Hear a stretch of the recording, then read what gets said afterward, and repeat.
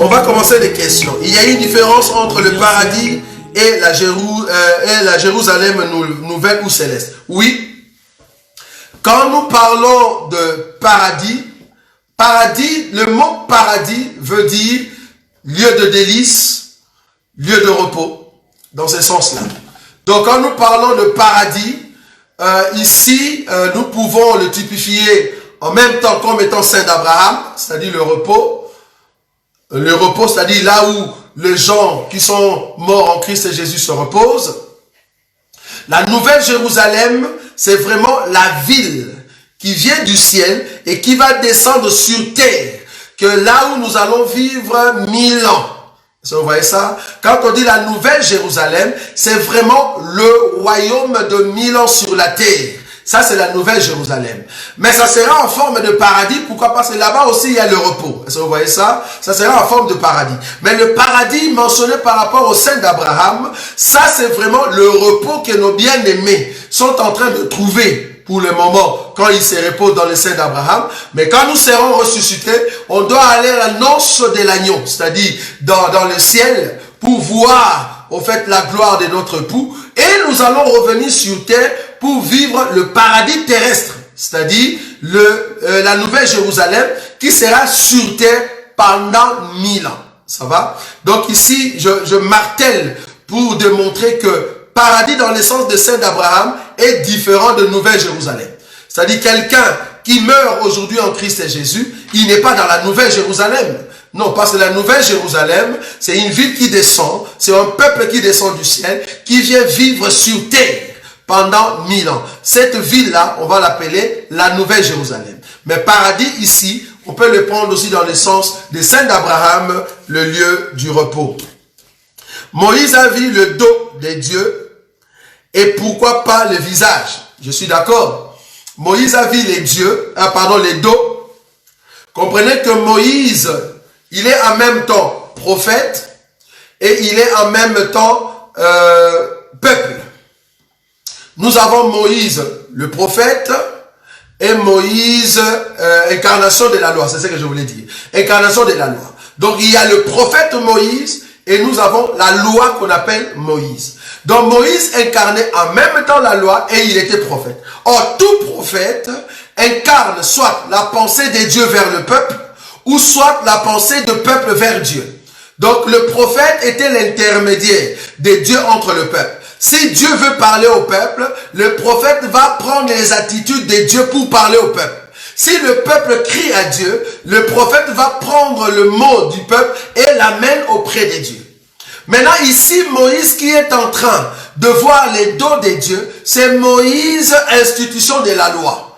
La loi incarnait la partie sombre de Dieu. Parce que les dos de Dieu, c'est la partie sombre. Si tu veux voir ça, regarde la colonne qui a séparé les Égyptiens pharaons et le peuple d'Israël. La Bible dit, cette colonne est venue se mettre au milieu. La colonne était ténébreuse au dos et en face, il donnait la lumière. Donc la face, c'est la lumière, les dos, c'est les ténèbres. Or, la loi n'a pas amené le peuple dans la lumière. C'est la grâce qui est la face qui amène le peuple dans la lumière. Est-ce que vous voyez cela? Donc, le Moïse qui est en train de voir le dos de Dieu, c'est Moïse, institution de la loi. La loi qui est la partie du dos. La loi qui est la partie ténébreuse de Dieu. C'est pour ça que Dieu a dit, tu ne peux pas voir ma face. Mais qui devait maintenant voir la face de Dieu?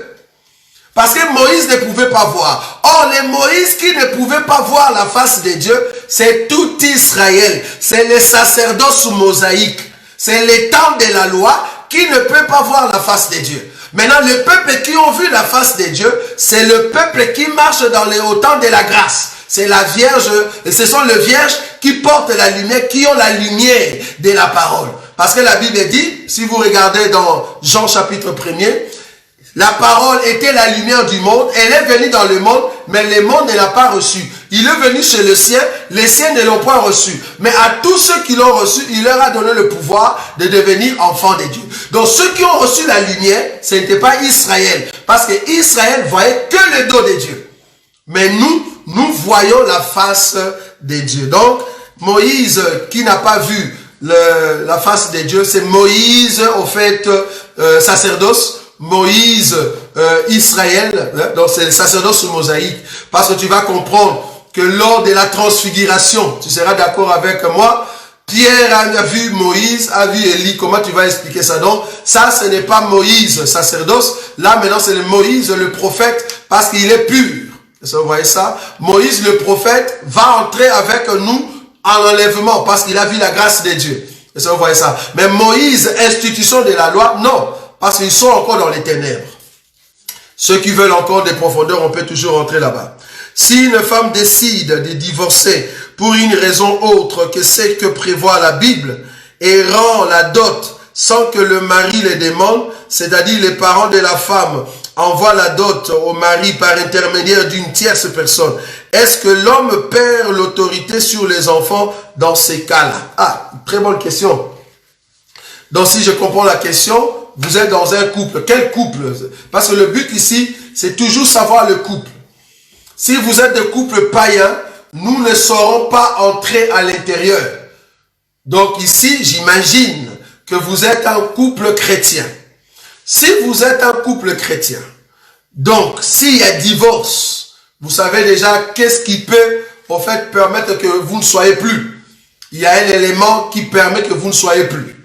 Alors dans ces cas-là, parce que c'est pas vraiment précis la question. C'est pour ça que j'aimerais quand même savoir, nous sommes dans quel cas de couple? Si dans un couple des enfants de Dieu, déjà tout ce que vous mettez ici, ça nous sera très difficile de l'expliquer. Si c'était un couple païen, je ne saurais pas répondre parce que là-bas tout est permis. Vous pouvez faire tout ce que vous voulez. Moi, je ne saurais pas donner en fait un conseil là-dessus. Mais si c'était un couple des enfants de Dieu, dans ces cas ici, si une femme décide de divorcer pour une raison autre que celle que prévoit la Bible, c'est déjà faux. Donc tu ne peux pas déjà, parce que tu es une sœur en Christ, tu ne peux pas déjà divorcer pour autre chose. Tu ne peux pas. Parce que tu es sœur en Christ.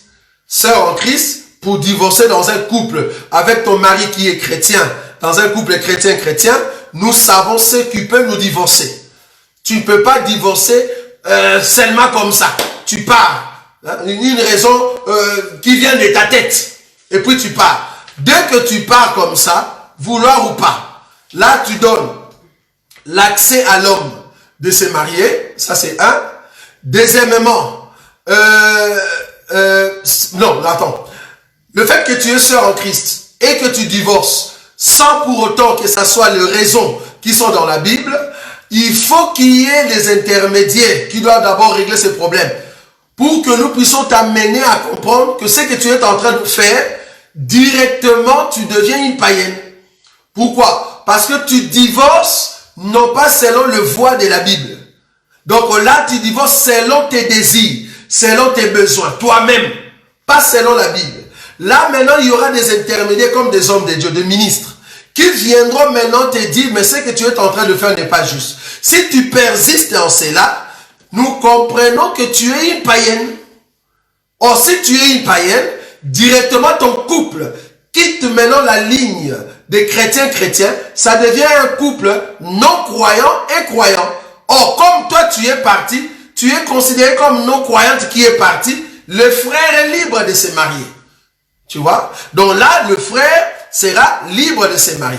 Maintenant, quand tu remets la dot auprès de l'homme, soit disant tu ne veux plus la dot, tu veux remettre la dot, l'autorité sur les enfants, si vous êtes ici en Europe, en tout cas comme là tu es considéré comme non croyante, en tout cas c'est la justice, c'est vraiment l'État qui va prendre charge de tout ça, parce que là apparemment la personne va prendre les enfants en otage pour que leur père ne vienne plus. Vous voyez? Parce que là c'est la famille de la femme, si j'ai compris. Donc c'est-à-dire le parent de la femme, voilà, envoie la dot. Donc si le parent de la femme envoie la dot auprès de ce mari, nous comprenons que ce n'est pas le mari qui a exigé qu'on lui remette la dot. Si je suis dans ces cas-là, je ne vais pas accepter la dot parce que mes enfants sont encore entre vos mains. Et c'est l'État, en fait, selon Romains chapitre 13, c'est l'État maintenant qui va, en fait, trancher sur ce problème. Parce que là, je suis en face d'une non-croyante et qui est en train de vouloir s'accaparer des enfants. Est-ce que vous voyez ça? Donc là, c'est vraiment un problème qui va au fait aller toucher plutôt les autorités. Ce sont eux qui vont trancher. Donc déjà là, si une femme décide de divorcer pour une raison autre que ce que prévoit la Bible, nous disons que ces couples-là, ce n'est pas un couple chrétien-chrétien. Pourquoi la femme dans les couples chrétiens-chrétiens doit divorcer selon la Bible? Donc si c'est un couple non-croyant et croyant, donc cette femme est considérée comme non-croyante, alors vous comprenez qu'il y aura toujours des interventions de l'autorité qui viendra. Les 4 bêtes de l'Apocalypse, s'agit-il de Satan lui-même, de l'Antéchrist, d'une autre personne? Alors les 4 bêtes de l'Apocalypse. J'aimerais d'abord savoir les 4 bêtes de l'Apocalypse, ou soit des 4 bêtes de Daniel, je ne sais pas. D'abord, il faut comprendre que Satan, c'est un esprit. Un esprit qui est en train de jouer dans des corps des hommes voués à la perdition. De la même manière que Satan devait jouer un rôle auprès de Jésus dans les corps de Judas, Satan aussi joue un rôle dans des hommes politiques du monde. Alors ces hommes politiques sont hiérarchisés selon la statue de Nabucodonosor. C'est-à-dire la Syrie, Babylone, Médo-Perse, Gréco-Latin, Romain, et puis ainsi de suite. Alors ces gens-là, les dirigeants qui sont à la tête de ce royaume, sont dirigés par l'esprit de Satan. Satan étant esprit, donc il dirige ces gens-là. De la même manière, le chapitre 12 de l'Apocalypse parle de la bête qu'on a chassée dans le ciel et qui est tombée. Comprenez que cette bête, c'est Satan lui-même, mais qui sera incarné, entré dans le corps de l'Antéchrist, qui est un homme normal. Vous voyez ça? Mais cet homme sera dirigé comme au temps de Pharaon, comme au temps de Nabucodonosor, comme au temps de Constantin, comme au temps de Darius. Vous voyez, je suis en train de citer ces rois-là, parce que c'était des rois qui étaient dirigés par la pensée de Satan, comme au temps de César. Vous voyez? Tous ces gens-là, Satan était en eux pour accomplir en fait ce que la prophétie disait. Or, Antéchrist ou l'Antéchrist, il va aussi agir avec l'esprit de Satan. Mais Satan étant esprit, à la fin, avant le millénium, on va l'arrêter cet esprit et l'enfermer dans l'abîme. Mais la bête qui est un homme normal, on va le jeter dans les temps de feu. Ça va? Donc, le 4 bêtes de Daniel, hein, donc bon, le bien-aimé a parlé de l'Apocalypse. Bon, je ne sais pas, il s'agit de quelle bête qu'il est en train de voir, mais moi je vois ici plutôt les 4 bêtes de Daniel, et la dernière bête, c'est ce que Jean a vu. Ces bêtes-là sont dirigées par l'esprit de Satan, c'est-à-dire Satan lui-même qui entre dans le représentant politique de ce genre-là, ou de ce royaume-là. Pourquoi la tribu de Joseph sont remplacées par Manassé et Ephraïm, et pourtant il y a eu aussi le frère de Joseph qui ont eu des enfants. Ok. Comprenez que Manassé et Ephraïm, ils sont nés d'une mère étrangère. Les 2 fils, on les a incorporés parce qu'il y a une prophétie qui se cache là-bas. La prophétie, c'était que nous autres qui étaient des Égyptiens, nous devions, ça c'est Romains, on va lire ça. Romains chapitre 11. C'est Romains chapitre 11. Alors, je prends l'écriture. Attends. Je vais chercher rapidement cette écriture-là. Rapidement. Là où on parle de l'olivier sauvage. Je vais le chercher rapidement. Attendez. Donc, là-bas, on parle de l'olivier sauvage. Donc, au départ, c'était un olivier franc. Et Dieu va enlever, au fait, de branches. Et en enlevant les branches, il va prendre d'autres branches qui étaient, au fait, sauvages. Et Dieu va le greffer dans l'olivier franc. Ça va? Donc, je prends, c'est au fait, Romains, chapitre 11, c'est le verset 17. La Bible dit ceci. Je prends le verset 16. Or, si les prémices sont saintes, la masse l'est aussi. Et si la racine est sainte, les branches l'est aussi. laissons aussi. Mais si quelques-unes des branches ont été retranchées, et si toi qui étais un olivier sauvage, tu as été greffé à leur place et rendu participant de la racine nourricière de l'olivier, ne te glorifie pas aux dépens de ces branches. Si tu te glorifies, sache que ce n'est pas toi qui portes la racine, mais c'est que c'est la racine qui te porte. Ici, dans cette écriture, nous voyons une race d'olivier, mais qui était sauvage. En d'autres termes, Ephraïm et Manassé sont de l'Égypte, parce que la femme de Joseph était une Égyptienne. Alors Dieu, en acceptant d'incorporer Ephraïm et Manassé, il était en train de prophétiser sur nous, qui seront une nation étrangère. Nous allons entrer dans la famille qu'on appelle Israël. Vous voyez? Donc Dieu va nous incorporer au fait dans ce corps-là. Mais tu vas voir qu'avec le frère de Joseph, les enfants, en tout cas je parle ici de enfants qu'ils ont eu, qu'on n'a pas incorporés, ce sont des femmes qu'ils ont eu en Canaan. Mais par contre, Joseph, sa femme est venue de l'Égypte. Alors on va prendre les deux fils pour les incorporer dans la famille qu'on appelle Israël.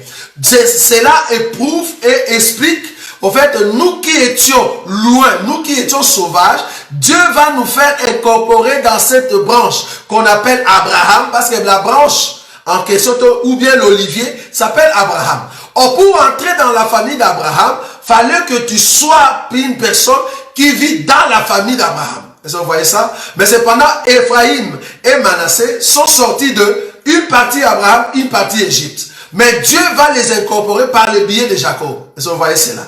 Là, ça prouve que nous avions la nature d'olivier, mais nous étions jetés plus loin dans la sauvagerie.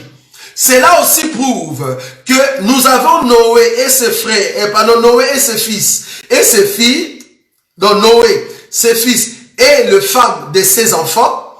Mais cependant, Dieu va prendre un peuple dans la forêt pour les ramener dans l'arche, afin que l'arche contienne deux races. La race de ceux qui sont de Noé et la race de ceux qui viennent du dehors. Comme ça, nous formons un peuple pour entrer dans l'arche. Est-ce que vous voyez ça? Donc, dans la branche qu'on appelle Abraham, Dieu avait déjà prévu que nous qui serons le genre de l'Égypte, Dieu va nous incorporer dans le corps qu'on appelle Abraham.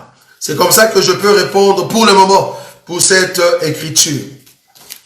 Alors, combien de temps dure la noce, c'est-à-dire de l'enlèvement au millénium? 7 ans. Grande tribulation, puis la colère dure combien de temps? Et puis Armageddon. Ok. Les temps de l'enlèvement, il faut pas le calculer parce que nous voyons déjà la bête régner pendant 7 ans. Et puis tu prends directement le 7 ans. Tu additionnes, je crois, les 150 jours. Tu prends les 150 jours. Tu rajoutes encore, je crois, 2 semaines, si je n'oublie pas, mais en tout cas, il faut chercher encore dans les Écritures. Et tu as une idée un peu de la guerre, ça peut prendre combien de jours, et puis tu calcules. Donc, c'est pas possible. Pourquoi? Parce qu'après l'enlèvement, la bête ne va pas... Donc, on part aujourd'hui, et puis demain, la bête sort. Directement, je commence mes 7 ans. Non, ça ne sera pas comme ça. Donc, on sera dans l'enlèvement. Le monde va continuer. Les temps l'établissement, les temps l'élection, les temps... Donc, ça sera comme ça. Jusqu'à ce que... Il faut que les 10 têtes, élèvent la bête. Vous voyez? Or, la bête ne peut pas paraître quand l'église est sur terre. Donc, il faut que l'église parte. Alors là, les 10 têtes sont en train de se préparer pour faire sortir leur président ou leur gouvernant. Vous voyez cela? Donc, il ne faut pas calculer 7 ans, plus 150, plus... Non. Si on calcule comme ça, on ne saura pas. Il faut comprendre qu'après l'enlèvement, jusqu'au millénium, ça ne va pas tarder, en tout cas dans des 50 ans. Non, oubliez. Ça ne sera pas 50 ans. Non. Donc, on ne va pas passer 50 ans au ciel. Bon, en tout cas, sur terre, 50 ans, mais là-bas, ça ne va pas durer. Non. Donc, après l'enlèvement, comprenez que, déjà, maintenant, là, nous sommes le soir. Parce que c'est comme ça qu'il faut calculer le temps de Dieu. Maintenant, là, nous sommes déjà au soir. Or, l'enlèvement se fera très tôt le matin. Quand je dis très tôt le matin, ce n'est pas notre matin ici. Quand je dis très tôt le matin, c'est par rapport au calendrier de Dieu. Israël est sorti très tôt le matin de l'Égypte. C'est comme ça que nous allons sortir très tôt le matin. C'est-à-dire, il y a un peu l'apparition du soleil, mais on ne le voit pas encore. Vous voyez ça? Il y a un peu, je ne sais pas si on l'appelle crépuscule ou aurore, parce que je confonds souvent le mot aurore et crépuscule. Donc c'est vraiment les matins où on ne voit pas encore trop clair. Mais il y a le soleil qui arrive. Mais comprenez que le matin, jusqu'à ce qu'il y a l'apparition du soleil, or l'apparition du soleil se fera avec nous sur terre. Vous voyez ça? Donc, nous irons très tôt le matin, ça ne va pas prendre beaucoup de temps, et il y a l'apparition du soleil. Parce qu'il faut commencer le 7e jour, ce que nous appelons le Shabbat. Vous voyez? Donc, ça sera très tôt le matin. Donc, ça ne va pas traîner entre l'enlèvement et le millénaire. Ça ne va pas traîner beaucoup. Donc, il ne faut pas penser dans peut-être 8 ans, ou soit 10 ans. Non, il faut penser que ça ne va pas traîner beaucoup, mais en tout cas pas 50 ans. Je ne vois pas une écriture qui va nous amener jusqu'à 50 ans entre l'enlèvement et le millénium. Ça, nous ne le voyons pas. Voilà. Je vais prendre une autre écriture. Mon chance, est-ce que c'est biblique? Les femmes qui prennent de piqûres, de perdulants, c'est un péché. De quoi? Ah, perdural. Ah, ok. Pour mettre au monde, c'est ça. Hein? Ah, ok. Ah, voilà. Mon chance, d'abord, la chance, bibliquement parlant, ce n'est pas pour nous, enfants de Dieu, parce que nous croyons que nous marchons avec la grâce.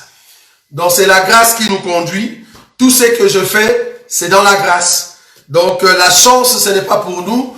La chance, c'est pour ceux qui vont essayer de voir si ils peuvent avoir cette chance. Mais nous, c'est la grâce. Nous marchons dans la grâce. Or, la grâce a été déjà tracée. Donc, je viens seulement marcher sur ces chemins de la grâce. Vous voyez? Or, la chance, je ne sais pas si ça va aller ou pas. Ça, c'est la chance. Tu es en train de tenter, faire voir si ça va aller. Or, nous ne marchons pas dans la chance. Nous marchons dans la grâce. Or, la grâce a été déjà tracée. La grâce a commencé depuis la croix et ça va prendre fin, en tout cas à l'enlèvement. Si je reçois quelque chose pendant ces temps, je dis gloire à Dieu. C'est par la grâce de Dieu que j'ai reçu telle chose. Ce n'est pas par chance. Non, c'est par la grâce de Dieu que je reçois telle chose. C'est pour cela un enfant de Dieu ne peut pas aller regarder sa chance. Donc je vais voir un peu si j'ai la chance de réussir un jour dans la vie. Non. Un enfant de Dieu ne peut pas faire voir sa vie auprès de magiciens pour voir si la personne a la chance. Non. Nous avons déjà la grâce de Dieu parce que nous appartenons à Jésus. Alors les femmes qui prennent des piqûres alors que vous avez mal, parce que vous voulez mettre au monde, ça c'est la science qui l'a mis en place. C'est la science qui a aidé ces femmes-là pour ne pas souffrir, parce qu'ils veulent mettre au monde. C'est comme si tu me posais aussi la question, et les femmes qui mettent au monde par césarienne, qu'est-ce que tu en dis? Vous voyez, ce sont des questions comme ça. Je crois que ici nous faisons allusion à la parole de Dieu et non pas à la science. Tout ce qui est piqûre, c'est l'homme qui l'a créé par l'intelligence que Dieu lui a donnée pour diminuer la douleur, parce qu'il faut comprendre que cette douleur peut amener une femme aussi à la mort. Si seulement ces médecins, Dieu leur a accordé en tout cas la connaissance pour diminuer la douleur, parce que la personne en souffrant peut mourir. Ça, c'est une intelligence que Dieu a donnée. Mais cependant, bibliquement parlant, Dieu a augmenté la douleur de l'enfantement. Pourquoi? Parce que la femme avait mangé un fruit. Et nous disons que cette femme qu'on a augmenté la douleur, c'est Israël. Parce que nous sommes cette femme qui doit enfanter avec douleur, oui, mais pas une douleur augmentée. La douleur augmentée, ça sera pour Israël. Quand les 2 juins viendront pour sceller Israël, les 144 000 vont passer par la grande tribulation. Mais nous passons par la tribulation. Mais Israël passera par la grande tribulation, c'est-à-dire la grande augmentation de la douleur. Mais nous avons la douleur, c'est juste la tribulation, mais pas la grande tribulation. Mais Israël passera dans la grande tribulation, qui est en fait la douleur augmentée. J'aime ça. Ça, c'est la parole pour les élus. Que Dieu bénisse son peuple. En étant en jeûne de prière, y a-t-il un nombre de prières à faire par jour? Mais non. Le jeûne, c'est d'abord, le jeûne, c'est privé. C'est-à-dire, tu te prives de toi-même pour que tu ne puisses pas manger parce que tu veux te recommander au Seigneur Jésus. Est-ce que vous voyez ça? Le prière que tu es en train de faire, ça doit monter de toi-même. Tu dois être en communion avec le Seigneur et tu pries les heures que toi tu veux. Donc, il n'y a pas des heures ou de prière à faire. Non. C'est un temps que tu es en train de passer dans la présence de Dieu et Dieu est en train d'ouvrir ton esprit pour te donner la connaissance, pour t'amener à lire la Bible et c'est comme ça que tu vas avancer. Waouh, il y a beaucoup de questions. Mourir pauvre, c'est un danger pour l'humanité? Non. Le pauvre Lazare n'avait pas l'argent, il est mort pauvre. Ce n'est pas un problème. Les gens comme Paul, je ne sais pas si tu connais la maison de Paul. Paul n'avait pas de maison, n'avait pas d'enfants, n'avait pas de femme. Donc Paul est mort comme un homme normal. Donc la pauvreté, c'est pas ça qui importe. C'est plutôt si tu as Jésus, c'est ça qui est très important. Si tu n'as pas l'argent, si tu es pauvre aux yeux des hommes, mais si tu es riche aux yeux de Dieu, c'est ça qui est très important. Jouer aux loteries, ça on a déjà répondu la fois passée, non? Jouer aux loteries, nous avons dit non. C'est ce qu'on a dit la fois passée. J'ai un fils de 12 ans qui joue au foot. Depuis, il joue aux premières divisions. Et s'il joue plus tard professionnellement, c'est une bénédiction? J'ai dit non. Pourquoi? Parce que la bénédiction, c'est ce que nous sommes en train de dire, ce n'est pas physique.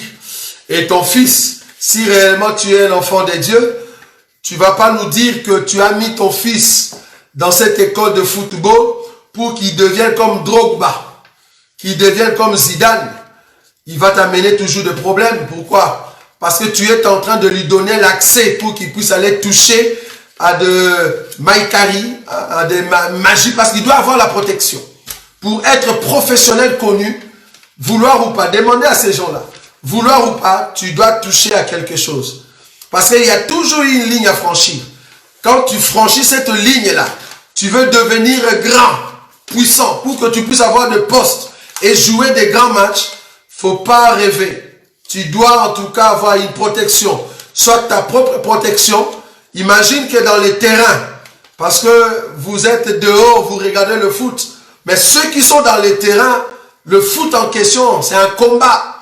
Parce que les choses qu'ils sont en train de voir, toi tu ne sais pas le voir. Parce que chacun de ces joueurs-là, ils ont des protections. Et des protections des mondes kabbalistiques. Ils ont besoin de chaînettes bizarres. Ils ont besoin de prières bizarres pour leur protection. Donc si tu veux que ton fils soit protégé de la part du Seigneur, faut pas l'amener jusqu'à arriver professionnel. Parce que c'est un loisir. Faut pas me dire que tu as mis ton fils là-bas parce que tu veux gagner de l'argent là-bas. Non. Mets ton fils à l'école, qu'il puisse étudier. Comme ça, il va être bénéfice qu'un comptable, il aura de l'argent. Il peut être directeur, il aura de l'argent. Il peut être secrétaire, il aura de l'argent. Mets-le dans une école au lieu de l'amener dans une dimension où il va atteindre le niveau de Drogba et amener de fétiches. Parce que quand il va commencer à faire de prières, si on lui demandait sa maman, tu viendras nous demander de prières, hein, bien-aimé. Tu vas nous demander de prières. Que non, prier pour mon fils. Pourquoi? Parce qu'il est entré sur une route très bizarre. Parce que les amis qu'il va rencontrer là-bas, ce ne sont pas des chrétiens. Ce sont des païens qui vivent avec leurs fétiches. Ils dorment avec leurs fétiches. Il y a d'autres qui prennent leur maillot. Ils la mettent dans des cimetières. Ça dort dans des cimetières. Les matins, il les reprend. Vous voyez? Donc, ces gens-là seront ses amis. Donc, des gens qui prennent leurs habits, qui la mettent dans des cimetières. Bon, si vous n'avez pas de témoignages de ces gens-là, veuillez consulter quand même des joueurs, parce que moi je dis ce que j'ai vu. On a essayé de jouer au football, bien que ce n'était pas professionnel. On était encore des grands amateurs, mais on a touché à ces choses-là. Et j'ai vu comment est-ce que le diable, comment est-ce qu'il peut vraiment manipuler un match. J'étais étonné, et depuis ce jour-là, j'ai dit, football, oublié. Donc, on vous a manipulé. Un match qu'on connaissait déjà les scores avant de commencer les matchs. Vous imaginez? Donc, on connaissait les scores. On sait déjà que non, on va perdre 4-1. On le savait. Est-ce que vous voyez? Attends, il y a des bien-aimés qui nous envoient de messages. Je vais juste les enlever. Voilà. Donc, je disais que dans le monde de football, avant de jouer au foot ou d'aller au terrain, les deux équipes vont aller consulter de magiciens, vont consulter de marabouts pour voir est-ce que nous allons gagner ou pas. Et chaque joueur, à part la protection de l'équipe, ils ont ce que nous appelons des protections personnelles. La protection personnelle te permet d'aller chercher ou bien acheter un but. Toi-même, tu pars, tu achètes un but. Par exemple, tu peux donner quelque chose ou bien tu payes de l'argent. On te donne un but et tu as ton but dans la poche. Tu vas voir une personne qui est là dans le banc de réserve qui attend à ce qu'on puisse le mettre dans le terrain parce qu'il a quelque chose dans sa poche qu'il a pris, qu'il a acheté. Et tu vas voir que la personne entre, ne fût-ce qu'une passe bizarre, il va prendre les ballons, il marque. Et puis voilà, c'est le but qu'il avait acheté. Donc c'est vraiment un monde où il y a, voilà, trop de sorciers, trop de ceux qui pratiquent de la magie. Donc en tout cas, ce ne sera pas qu'on on peut pas conseiller à nos enfants d'aller jusqu'à atteindre le niveau professionnel pour avoir de l'argent dans ces choses-là, parce que ça va nous amener toujours des problèmes et ça va demander beaucoup de prières à la maison. Pourquoi? Parce que l'enfant voit des gens qui commencent à voir des esprits. Donc, il faut faire attention. Voilà. Alors, est-ce que nous pouvons demander le paix céleste afin de couper nos ennemis, c'est-à-dire couper mon papa, couper mon maman et envoyer le feu afin qu'il soit consumé? Nous disons non. Dans notre enseignement, nous croyons que nos ennemis, ce ne sont pas nos parents ou nos proches. Mon prochain, ce n'est pas mon ennemi. C'est l'esprit qui dirige mon prochain qui est mon ennemi. C'est très important. Donc, mon prochain, ce n'est pas lui qui est mon ennemi, mais c'est l'esprit qui dirige mon prochain qui est mon ennemi. Maintenant, si l'esprit que je suis en train de menacer et de le chasser, quand il sort, il fuit avec la colère et qu'il menace la personne qui avait au fait lancé un sort contre moi, ça c'est vraiment de son côté. Mais moi par contre, j'ai prié, j'ai chassé l'esprit comme la parole me dit. Donc je ne peux pas envoyer du feu, je ne peux pas envoyer l'épée afin de couper ma famille, mon oncle, ma tante, mon papa, ma maman. Non, ça c'est une prière de ceux qui ne connaissent pas le Seigneur. Aidez-nous. L'ordre chronologique d'après, comme je comprends, le matin vient d'abord et puis le soir. Mais la Bible dit, il y eut un soir et puis il y eut un matin. Donc, ça m'embrouille. Ok. D'abord, il faut comprendre l'alliance. Le souci ici, c'est de comprendre l'alliance.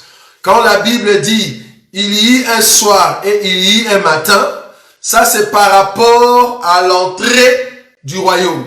C'est l'alliance qu'on est en train de traiter par rapport au ciel. C'est-à-dire, c'est d'abord le peuple du ciel, le peuple du soir qui entre, qui commence l'histoire. C'est nous qui voyons d'abord la face, c'est nous qui voyons d'abord la lumière, et après ça sera Israël. Parce que nous sommes le peuple du soir, Israël c'est le peuple du matin. C'est par rapport au ciel, au royaume, que nous commençons le soir pour aller vers le matin. Mais quand la Bible dit que on parle du matin, de la même manière que l'étoile va de l'Orient jusqu'à l'Occident, là on parle de la marche du Seigneur sur terre. Le Seigneur a commencé avec Israël sur terre et il a terminé avec nous. Ça c'est sur terre. Mais pour aller au ciel, c'est d'abord le peuple du soir qui vont aller et après le peuple du matin. Donc nous avons la marche du Seigneur sur la terre. Il a commencé avec Israël. Il a commencé le matin. C'est la sortie du soleil. Et le soleil va se coucher vers nous. Mais pour entrer au ciel, c'est nous maintenant qui commençons à entrer et Israël viendra après.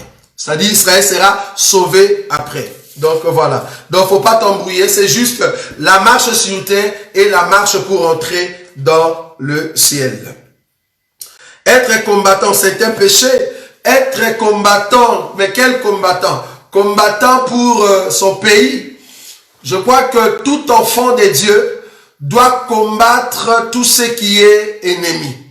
Quand l'ennemi commence à s'élever au milieu de nos gouvernants, nous disons que tu dois te lever étant enfant de Dieu pour commencer au fait à briser ce qui est de valeur perdue du pays. Donc tu as le droit de parler et dire aux gens qui gouvernent de rentrer sur la route pour diriger au fait bien le pays selon la parole de Dieu. Mais les combattants ici qui vont sortir casser des choses, qui vont sortir soi-disant combattants jusqu'à la mort, là nous disons combattants jusqu'à la mort, mais dans le sens des Écritures et non pas dans le sens d'aller casser de voitures ou de motos ou d'aller commencer à insulter les gouvernants. Nous disons non. On est combattant parce que on est en train de corriger tout ce que le gouvernant sont en train de faire contre la parole de Dieu. Parce que toi, tu es en fait la sentinelle qui garde à ce que ceux qui dirigent contrôlent bien l'enseignement pour que l'enseignement ne soit pas bafoué. Donc, tu vas comprendre que tu vas combattre pour que la parole de Dieu, quand je dis combattre, c'est pas dans la chair, mais tu vas combattre par ton enseignement de remettre les choses en ordre. Quand le président de la République parle de quelque chose qui est contre la parole de Dieu, étant quelqu'un qui est en train de remettre les choses en place, tu as le droit de parler. Pourquoi quand tu pries en ligne avec nous, tu ne pries pas en langue comme d'autres pasteurs? Merci beaucoup. L'enseignement de parler en langue, comprenez que nous sommes ici dans un lieu public, de la même manière que je suis en train de donner le sujet. Donc, il faut que ce sujet soit dans une langue que vous comprenez. Je ne peux pas, n'est-ce pas, parler en langue. Alors, ça va me demander l'interprétation. Parce que nous croyons que toute personne qui parle en langue dans un lieu public a droit de donner l'interprétation de ce qu'il dit. Ces pasteurs-là sont au fait de gens que nous disons le spectacle. Ils font du spectacle.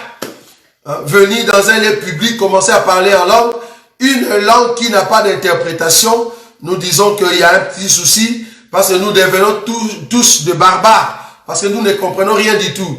Plus grave encore, c'est toi qui diriges la prière et tu parles en langue.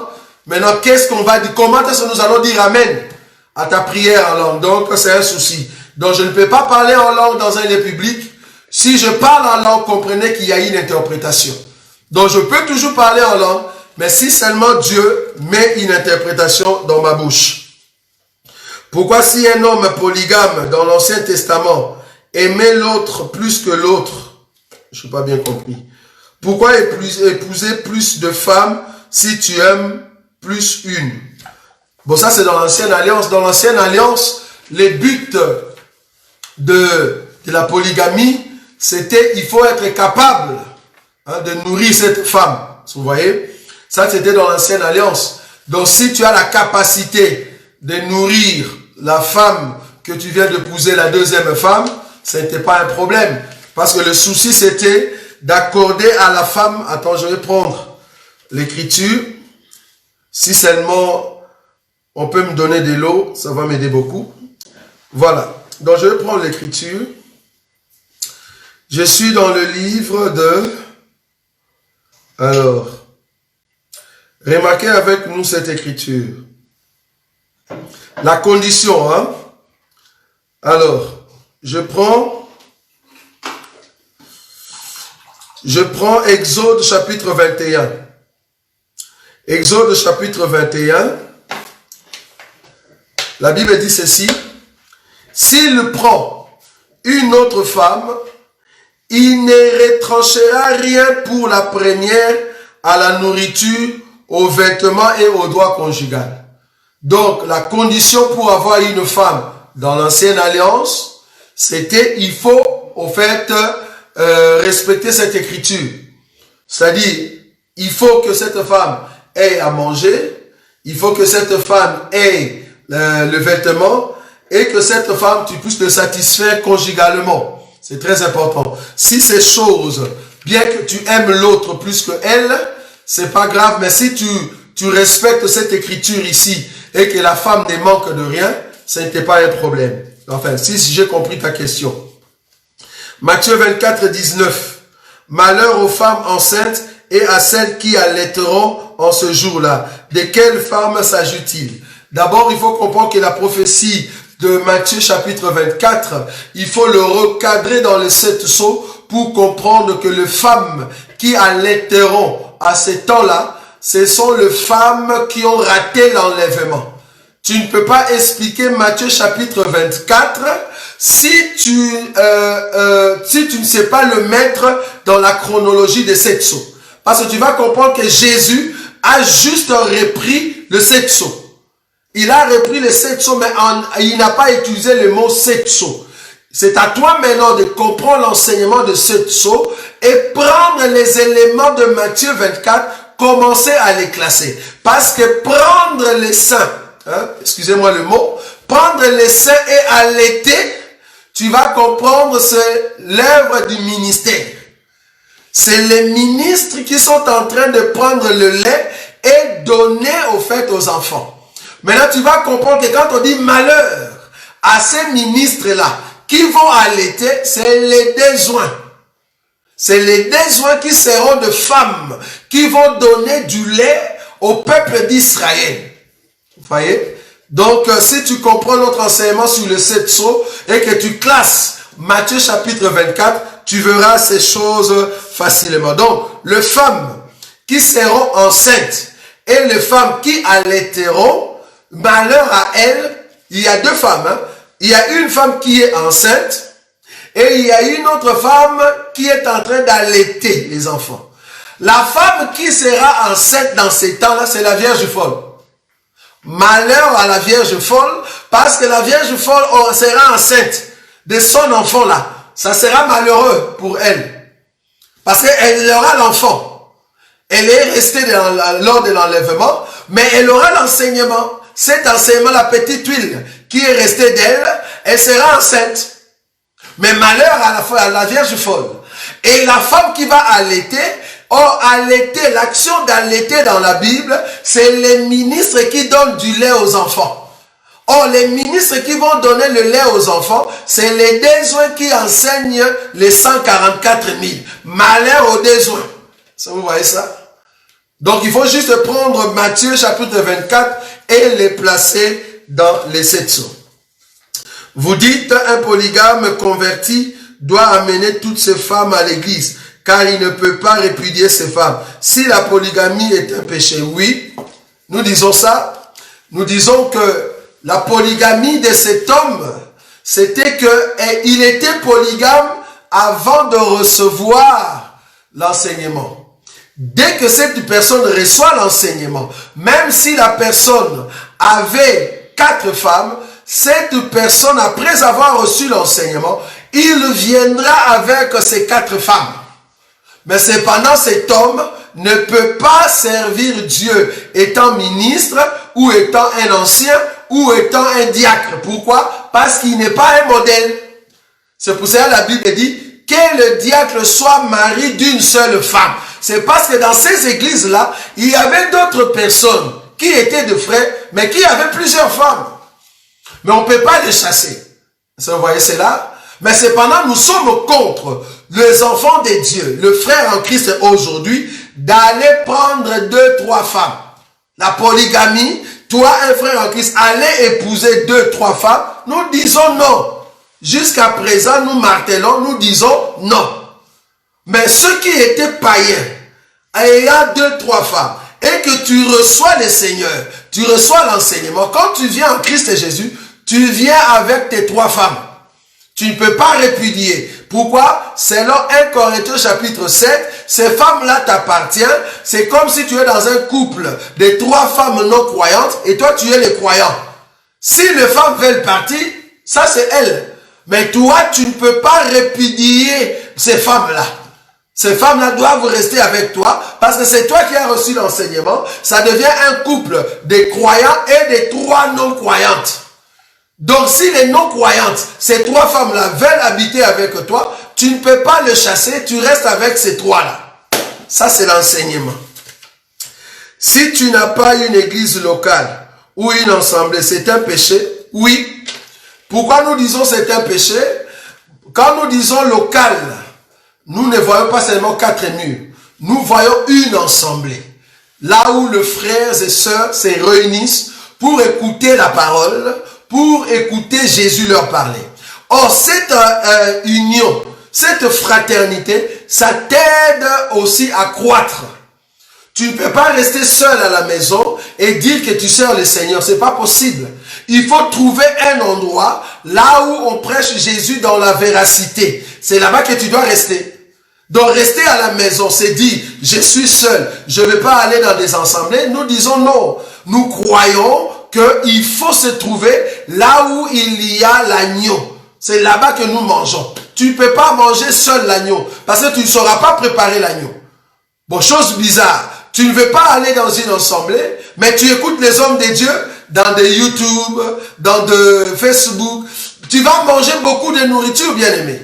Si seulement tu viens du ciel, à un moment, le Seigneur te dira, voilà ta nourriture. Quand tu vois que ça, c'est ta nourriture, va là-bas. Va trouver les bien-aimés là où ils se trouvent et commence à se réunir avec eux. Si les dieux t'amènent là-bas, c'est parce que l'enseignement que tu as écouté a apporté quelque chose dans ta vie. Alors, va te réunir avec les bien-aimés. C'est comme ça que Dieu va te bénir. Explique-nous, s'il vous plaît, Acte 16, 29, 31. Doctrinalement, s'envoler comme un aigle. Ah, d'abord, 29 jusqu'à 31. Là, tu me demandes de lire. Des questions comme ça, aidez-moi parce qu'il y a beaucoup de questions. Je ne peux pas rester là à lire une écriture. Ça, facilement, on peut le faire à côté. Vous voyez, tu m'appelles en privé et on en parle. Parce que là, il faut que je lise, il faut que je puisse expliquer. Donc, ça va nous prendre encore du temps. Mais je vais te faire quand même plaisir de le lire. Acte chapitre 16, verset 29. Alors les geôliers, ayant demandé, parce qu'il y a des gens qui appellent. Voilà, excusez-moi, en tout cas, il y a quelqu'un qui a appelé.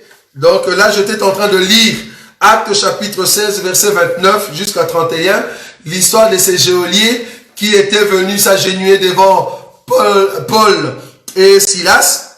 Et il a dit, qu'est-ce que je peux faire?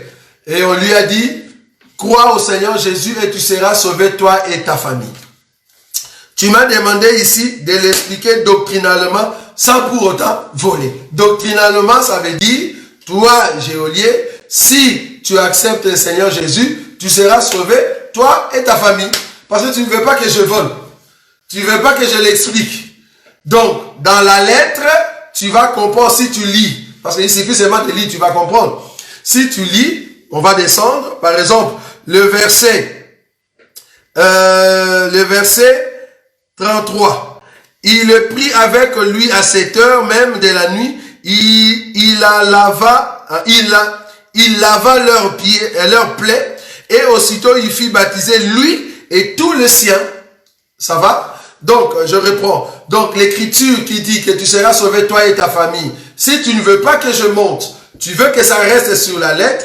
Sur la lettre, dans la lettre, cette lettre veut dire que le geôlier va être sauvé, lui et sa famille. En d'autres termes, lui, il va recevoir les baptêmes. Sa famille aussi va recevoir le baptême. C'est le verset 33. Hein? Le verset 33 nous montre que on l'a pris et puis on est parti pour lui donner le baptême, lui et sa maison. C'est dans ce sens-là.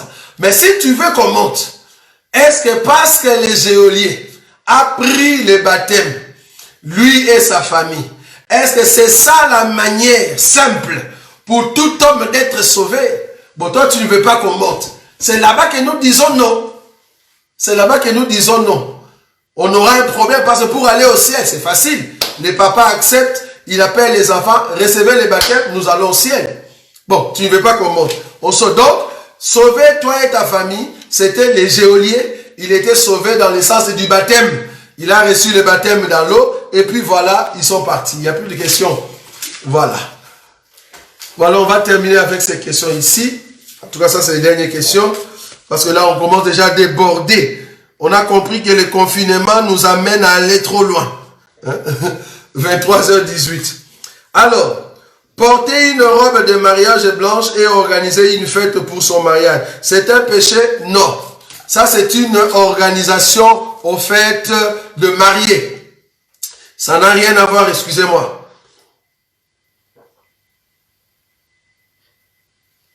Ça n'a rien à voir avec l'organisation de la parole. Ça, c'est l'organisation personnelle de gens qui veulent rendre leur mariage public et ils achètent des robes. Tu peux même t'habiller en costume. Tu prends les costumes de femmes parce que nous croyons qu'une femme peut mettre des costumes. Une femme peut mettre des costumes. Donc tu peux t'habiller en costume, l'homme en costume. Voilà, tu es en chemise, tu es en cravate parce que nous croyons qu'une femme peut mettre une cravate. Vous voyez? Donc la tenue, nous ne sommes pas contre. Ça, c'est votre organisation. Nous, le point, c'est de savoir si vous êtes mariés, oui ou non. Et que dit l'Église quand ils sont là, quand ils sont en train de rendre grâce à Dieu. C'est ça qui est important. Les femmes qui prennent les contraceptions, est-ce un péché? Après l'enlèvement, qu'en est-il des personnes qui mourront avant la tribulation? Quelle est leur destination? En ce qui concerne les contraceptions, en tout cas, permettez que nous puissions avoir une émission là-dessus pour démontrer dans les Écritures comment entrer, parce que c'est trop profond. Donc, permettez que prochainement, nous allons trouver un temps où nous allons parler sur les contraceptions.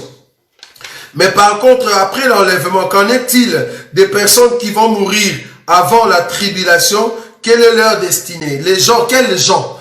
Parce qu'il faut comprendre qu'après l'enlèvement, nous n'avons sur terre que deux peuples. Souvenez-vous de l'enseignement de dimanche, il s'agit de la terre. La terre qui va rester après l'enlèvement, c'est en fait les païens. Soit tu es païen, soit tu es de la Vierge folle, ou soit tu es parmi les 144 000. Il n'y aura que trois terres. Après l'enlèvement, nous n'avons que trois terres. Soit tu es païen, or tout païen va aller en enfer. Tout païen va aller en enfer. Soit tu es la Vierge folle. Si tu es Vierge folle, c'est parce que tu étais avec nous pendant la grâce, mais tu as raté l'enlèvement. Donc si tu meurs, tu vas entrer dans les milléniums. Ou soit tu seras 144 000. Donc il n'y aura que trois. Donc tu peux déjà positionner ces gens-là. S'il meurt, il est dans quel camp? Comment Jacob, qui était au temps de la loi, a lutté toute la nuit avec Dieu? Comment a-t-il vu la face de Dieu? Car Dieu a dit à Moïse que l'homme ne pourra voir ma face et vivre. Est-ce que Dieu s'est contredit? Non. Dieu ne se contredit pas. Parce que Dieu qui est venu lutter avec Jacob pendant la nuit, il n'est pas descendu dans son corps de gloire. Dieu descend dans son corps de gloire et Jacob va lutter avec ces dieux-là. Mais non, c'est pas possible. Dieu descendre dans son corps de gloire et lutter avec Jacob. Non, il est descendu dans un corps comme humain. Remarquez, je vais prendre une écriture. Genèse, il faut lire l'écriture. Nous savons que c'est Dieu. Ok. C'est de la même manière, Dieu qui est venu dans la maison d'Abraham, il est venu dans le corps humain. Soyons d'accord, il est venu dans le corps humain. Il a mangé comme tout homme. Est-ce que vous voyez? Donc, Abraham était devant Dieu, un Dieu qui est dans un corps. Et Abraham voyait comment Dieu mettait de gros morceaux dans la bouche. J'aime ça. Abraham, il a vu, Dieu, tu manges bien. Dieu est en train de mettre des morceaux dans la bouche. Est-ce que c'était dans le corps de la gloire de Dieu ou c'était le corps normal de Dieu? C'était le corps que Dieu a pris sur la terre. Je vais prendre l'écriture.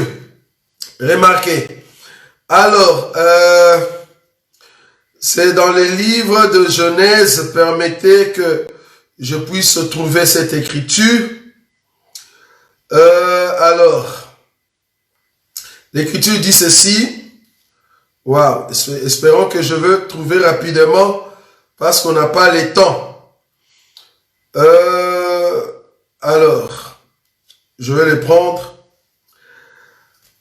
Le Genèse chapitre 32. Genèse chapitre 32. Je prends l'écriture. Genèse chapitre 32. Je prends l'écriture. Premier. Jacob poursuivit son chemin. Et 2 anges de Dieu les rencontrèrent. En les voyant, Jacob dit, c'est le camp de Dieu, et il donna à ces lieux le nom de Manahaïm. Jacob envoya devant lui de messagers à Ésaü, son frère, au pays de Séir, dans le territoire d'Édom. 4. Le verset 4. Il leur donna cet ordre. C'est ça l'écriture que je cherche. 32, oui, c'est ça. Voilà. 32, 24. Ah, 32, 24. Moi, je suis dans 32, 4. Donc, 32, 24, excusez-moi. Donc, Genèse, chapitre 32, verset 24. Voilà. Je commence à partir du verset 21. Le présent passa devant lui et il resta cette nuit-là dans les camps. Il se leva la même nuit, prit ses 2 femmes, ses 2 servantes et ses 11 enfants et passa le gueux de Jabbok. Il prit leur fit passer les torrents et le fit passer à tous ceux qui lui appartenaient. 24. Jacob demeura seul. Alors un homme. Vous voyez, c'est là-bas que je voulais venir. Alors un homme. On n'a pas dit directement Dieu. Donc Dieu s'est présenté dans les corps d'un homme. C'est là-bas que je voulais venir. Donc le verset 24. Alors un homme lutta avec lui jusqu'au lever de l'aurore. Tu vas voir que après Jacob va appeler cet homme, c'est un ange. Vous voyez? Genèse chapitre 32, verset 24. Donc c'était un homme. Quand Jacob le voyait comme ça, c'était un homme. Donc Jacob a vu la face de Dieu, mais dans les corps d'un homme. Pierre a vu la face de Dieu dans les corps d'un homme qu'on appelle Jésus. Nous aussi, nous voyons la face de Dieu dans les corps d'un homme qu'on appelle Jésus. Dieu qui devient homme, nous pouvons le voir. Nous pouvons voir sa face. Vous voyez? C'est là-bas que nous disons que Jacob a vu Dieu, mais dans les corps d'un homme. Ça va? Donc, c'est ce que nous pouvons dire là-dessus. Est-ce possible pour un pasteur adjoint de quitter son église parce qu'on lui a pas donné Galates 6.6, l'argent des transports? C'est grave. Bon, d'abord, les pasteurs adjoints n'existent pas. Nous n'avons pas de pasteurs adjoints. Les pasteurs présidents, non, il n'y a pas. Pasteur adjoint, pasteur assistant, pasteur président, pasteur, tout ça, non, il n'y a pas. Ils sont pasteurs. Donc, tout ministre est ministre. Si tu es ministre, tu es ministre. Même si toi, tu étais ministre il y a 30 ans. Si un vient aujourd'hui, il commence au ministère, c'est un ministre. Mais il est encore jeune. C'est pour cela qu'il a encore besoin de l'expérience. Mais tu ne peux pas l'appeler adjoint. Ça, c'est mon adjoint. Quand je ne suis pas là, ça, c'est mon adjoint. S'il est ministre, c'est un ministre. Je peux comprendre pour ceux qui aspirent au ministère. Ça, c'est autre chose. Mais là, vous avez dit pasteur adjoint. Quand on dit pasteur adjoint, donc c'est un ministre adjoint. Ça n'existe pas. Ce titre-là, ça n'existe pas. On ne peut pas être adjoint d'un pasteur responsable. Non. Ça, c'est dans l'organisation mondiale du monde. Pierre était responsable de l'église de Jérusalem. Un monsieur comme Jacques est venu après. Quand il est devenu aussi l'apôtre, ministre, dans l'église de Jérusalem, il avait le droit de redresser Pierre. Il avait le même niveau que Pierre. Alors que Pierre a marché avec Jésus, alors que Jacques, parce que le Jacques en question que je parle, c'est le frère de Jésus. Quand Jésus marchait avec les 12, Jacques n'était pas là.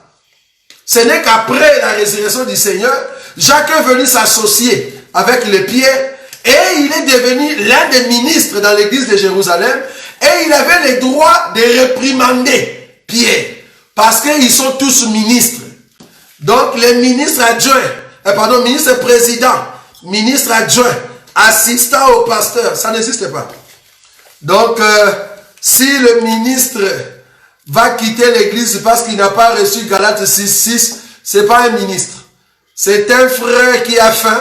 Donnez-lui juste à manger et enlever sa Bible, qu'il puisse s'asseoir calmement et qu'il regarde les choses de Dieu.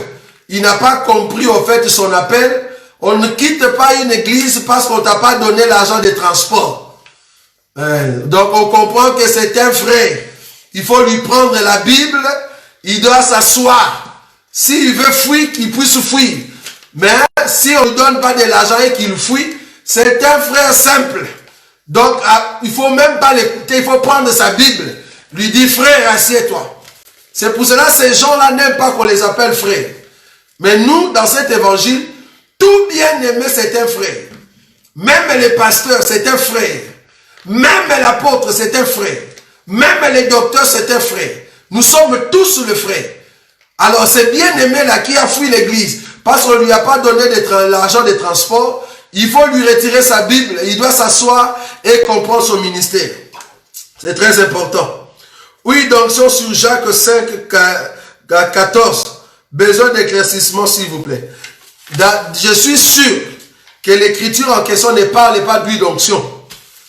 Donc, je ne pense pas qu'on parle de l'huile d'onction. Mais là-bas, on parle de l'huile comme médicament. On va voir ça. On n'a pas dit l'huile d'onction. Il y a une différence entre l'huile des livres de Jacques et l'huile d'onction. L'huile d'onction, c'était la composition de 5 plantes. Mais l'huile que Jacques va nous présenter ici, c'est un médicament qu'on doit mettre sur une personne qui est malade. Ça, je suis sûr. On va quand même lire cela. Jacques chapitre 5, le verset 14. Quelqu'un parmi vous est-il malade, qu'il appelle les anciens de l'église et que les anciens prient pour lui en loignant l'huile au nom du Seigneur. En loignant d'huile au nom du Seigneur. Oindre l'huile ici, cette huile ici n'est pas l'huile d'onction. Quand on dit huile d'onction dans la Bible, dans l'Ancienne Alliance, cette huile avait 5 condiments ou 5 plantes qui faisaient au fait la composition de cette huile. Mais tu vas voir que l'huile ici, c'est vraiment l'huile dans le sens de médicament qu'on appelle baume. Il y a d'autres écritures, on les appelle baume. Nous croyons que notre baume de Galate, c'est notre Seigneur Jésus. Baume, c'est en forme de Vicks, en forme de vaseline, en forme de crème que Israël utilisait et marchait avec. Tu vas voir, par exemple, pour comprendre cette huile ici, que ce n'est pas l'huile d'onction, mais c'est l'huile comme médicament. Remarquez le Samaritain, quand il a sauvé cet homme, la Bible dit, il va oindre l'huile sur la plaie. C'était pour adoucir la douleur. Donc l'huile en question en Israël, c'était le médicament que le juif pouvait avoir pour oindre quelqu'un au cas où la personne est malade. Ça n'a rien à voir avec l'huile d'onction mentionnée dans les livres d'Exode. Parce que l'huile d'onction, tu ne peux pas faire la composition de cette huile-là. Donc ce n'est pas l'huile d'onction. Parce qu'au temps de la grâce, notre huile d'onction aujourd'hui, c'est la parole, c'est le Saint-Esprit, c'est le Seigneur qui est venu sous forme d'onction pour habiter en nous.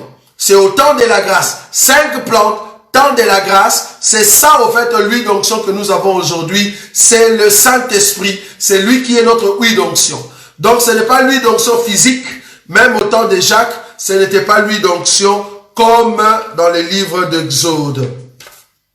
Si tu es un soldat qui combat pour la protection de ton pays et tu tues quelqu'un, as-tu péché? Vendre des livres à l'église de bâtiment, c'est un péché. Quel livre? Il faut être précis. Bon, je comprends que ce sont des livres que les hommes de Dieu ont fait. Je ne sais pas. Quel livre? Alors, la première question. Un soldat, si on suit l'enseignement que Jean-Baptiste a donné, le soldat doit respecter les ordres qu'on lui a donnés. soldat est en train de protéger son pays. Un soldat qui a reçu l'ordre d'aller tuer les ennemis qui entrent dans les territoires du pays et qui reçoit l'ordre d'aller arranger ou protéger ces territoires-là, il a le droit de tirer parce qu'il a reçu l'ordre de son chef étant soldat. Ça, c'est l'ordre qui vient de la part de son soldat. Attends, je vais quand même trouver cette écriture. Je suis dans les livres. Il y a beaucoup de questions aujourd'hui. Je comprends que avec ces confinements, vous ne savez pas dormir. Au lieu de nous laisser dormir, là, bien-aimé. Là, il est presque minuit, vous posez trop de questions. Bon, on va essayer de répondre. Le confinement va nous aider. Que le confinement se termine pour qu'on puisse dormir, bien-aimé. Vous ne savez pas dormir. Alors, je prends une écriture. Je suis dans le livre... alors, quelle écriture? Luc chapitre 3. Luc chapitre 3. Luc chapitre 3. Je prends le verset 13 et le verset 14, voire même 15. Ou 12. Il vint aussi de publicains pour être baptisés. Et ils lui dirent, Maître, que devons-nous faire? Il leur répondit, n'exigez rien au-delà de ce qui vous a été ordonné. 14. Des soldats aussi. Des soldats aussi. Regardez l'écriture 14. Des soldats aussi lui demandèrent, et nous, que devons-nous faire? Il leur répondit, ne commettez ni extorsion, ni fraude envers personne, et contentez-vous de votre solde. Vous voyez? Donc, ils doivent respecter l'ordre qu'ils ont reçu de leurs autorités. Ils ne peuvent pas aller au-delà. Donc, si l'ordre est de protéger, par exemple, le président de la République, si tu vois quelqu'un qui veut tirer sur le président de la République, toi qui es chrétien et soldat, tu dois tirer sur l'ennemi. Ah oui? Tu dois tirer sur l'ennemi. Pourquoi? Tu tires parce que tu respectes l'ordre de ton président. Si tu ne respectes pas cet ordre, c'est toi qu'on va tirer. Ça vous voyez? Parce que étant soldat, ça c'est ton rôle. C'est comme si quelqu'un qui travaille dans des impôts. Tu es frère en Christ, sœur en Christ, tu travailles dans une société des impôts. Tu vois quelqu'un qui n'a pas payé sa facture d'impôt, tu le taxes. Si tu ne taxes pas, tu travailles pas bien. Tu vois? Donc ton rôle c'est de respecter l'ordre, de respecter la loi. C'est comme ça que tu es soumis aux autorités. La Bible dit soyez soumis aux autorités. Or ton autorité c'est celui qui est au-dessus de toi. Si l'autorité te dit, toi tu es dans la sécurité, tu es en train de sécuriser le pays, alors la sécurité exige à ce que tu puisses garder ton président et le peuple. Mais si maintenant, comprenez-nous bien, si maintenant l'autorité te dit, c'est comme l'ordre d'un mari non croyant, si l'autorité te dit, j'ai un problème avec quelqu'un, parce qu'il y a sa maison qui est très belle, je vais avoir sa maison. Alors cette personne me dérange, va tuer cet homme pour que je puisse avoir sa maison. Nous disons non. Parce que là, c'est l'ordre d'un faux mari, d'un mari non croyant qui est en train de t'envoyer vers l'adoration d'un faux Dieu. Tu vois? Là, tu ne feras pas. Pourquoi? Parce que ça sort dans le cadre de ton travail. Ça devient privé. Quelque chose de privé, ça tu ne fais pas. Tu ne peux pas tuer quelqu'un parce que le président veut prendre son bien. Ça non. Là, tu es en train de commettre des extorsions. C'est ce que Jean a dit ici. Vous voyez? Donc c'est dans ce sens-là. Tu respectes en fait ton rôle. Tu respectes ton travail sans pour autant aller au-delà de ce que on te demande. Alors vendre de livres à l'église bâtiment, est-ce que c'est un péché? Je ne comprends pas c'est quel livre.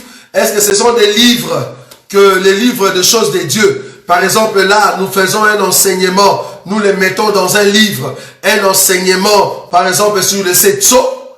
mais c'est un enseignement qu'on est en train de vendre. On peut pas. On peut pas. Si j'étais politicien, ça c'est autre chose. Mais je ne suis pas politicien, je suis un frère en Christ qui a une connaissance et je mets cette connaissance dans un livre. Pourquoi vendre ce livre? Si je peux vendre le livre, parce que je fais ce livre, j'ai écrit l'enseignement là-dessus, j'ai été chez un éditeur et c'est pour ça que j'exige un montant, c'est-à-dire pour que les gens le paient.